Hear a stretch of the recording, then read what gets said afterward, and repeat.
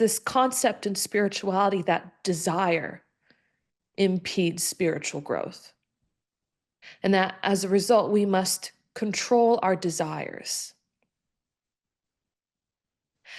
And to anybody who really believes they can control their desires, they must be very unfortunate. I don't think if you ever know that when you try and control life, life starts to control you. When you put too much time and attention and focus on something, when it becomes your world, you become fixated on it. It becomes more and more your reality than whatever you're trying to control. It's like the people who are really invested in spirituality and really want God with all of their beings. They really want to grow. They really want to do the best. They get so stuck in the process. That's exactly what it is. They get so fixated on wanting to get that they get stuck in the process of getting it, because that is their new reality. That's what they've become attached to, is the process of becoming that.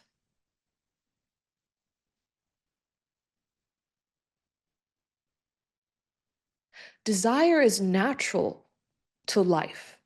You cannot have life without desire. Desire gets you out of bed. Desire, tells you to make food so you can eat. Desire puts clothes on your body. Desire does a lot of things for you. So desire is not inherently bad.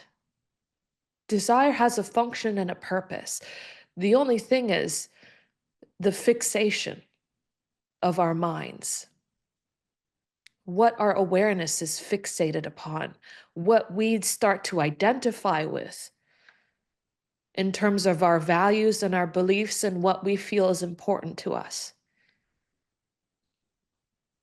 So it's not desire that traps us, it's attachment. And attachment, the sole cause of attachment, the sole source of attachment, just comes from a lower state of awareness, a lower state of consciousness, being confused and unclear about the true reality of divine and our lives, the essence of who we are. If you were aware, if you could feel this divine presence, desires would vanish on their own. You wouldn't have to try and control your desires. The desires, your attachments, would just naturally dissolve through this divine presence by itself, naturally.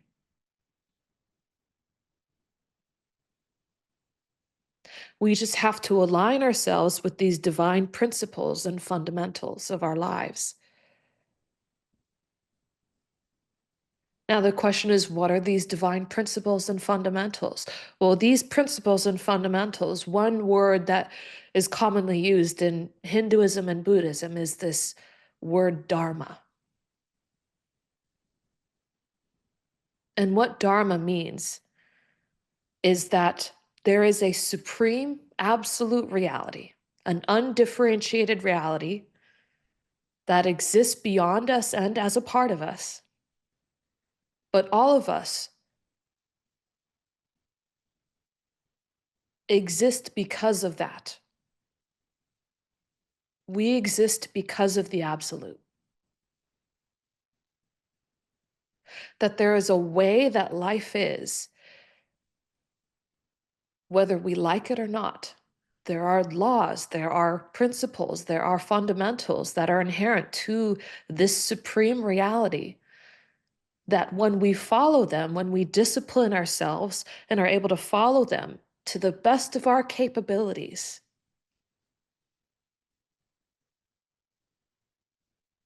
our awareness increases, our consciousness increases. We're able to harness through this discipline, harness more of this divine energy into our lives. We're able to embody more of the divine, to create, to go before us and prepare the way. This divine energy takes care of us. It'll go forth and do whatever is needed, necessitated for your happiness and for your prosperity. We get fixated on what we think happiness and prosperity is for us, on what we want to accomplish, what we think will make us happy. And we forget that the soul inherent character of consciousness is happiness. So it's a problem with identity, of focus and fixation. We've lost the plot.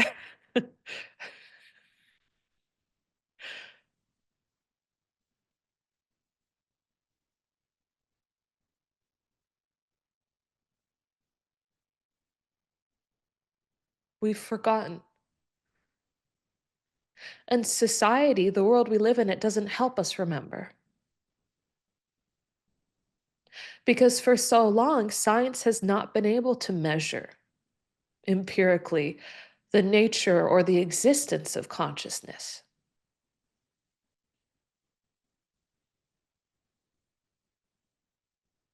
That is why the work of Divine Connection International, it's pioneering a new paradigm of livelihood, of humanity, of the human condition, of science and technology and medicine, of food, nutrition, a new scientific paradigm of understanding the nature of consciousness, because for the first time, we have been able to apply science to consciousness and measure the outcome. It has never been done before, never till this day.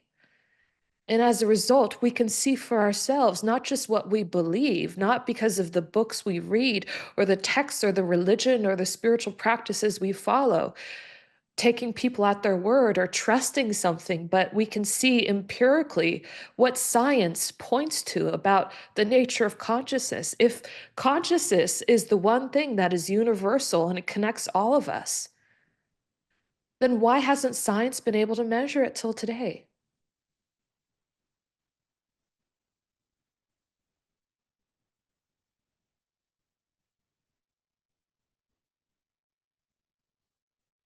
On the contrary, science should be able to measure it. It should be able to see outcome in a scientific laboratory using all the most sophisticated technologies available without the need for spiritual interpretation.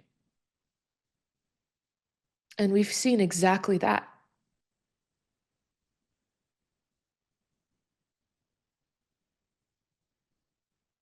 That is why our research is so valuable. It is invaluable.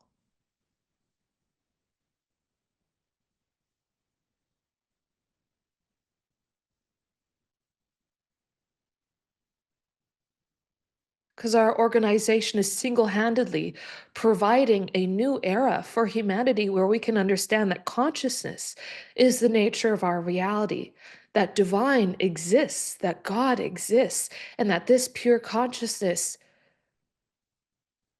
is our source of happiness and prosperity and well being. When we deny this vital aspect of our lives, we see that the avenues that we go in to try and replicate happiness and prosperity and goodness in life, they eventually fail us.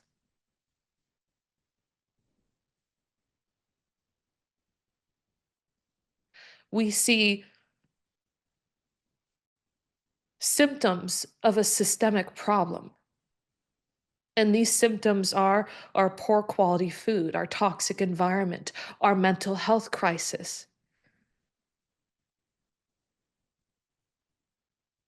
In the next 60 years, we might not be able to provide food for all the 8 billion people that lives on this planet. Why? Because we no longer have the technology or the ways to produce food, agriculture, crops without completely destroying our environment as a result. We are losing our ability to provide for 8 billion people. But consciousness, this self effulgent nature, can do that for us. It can take care of us.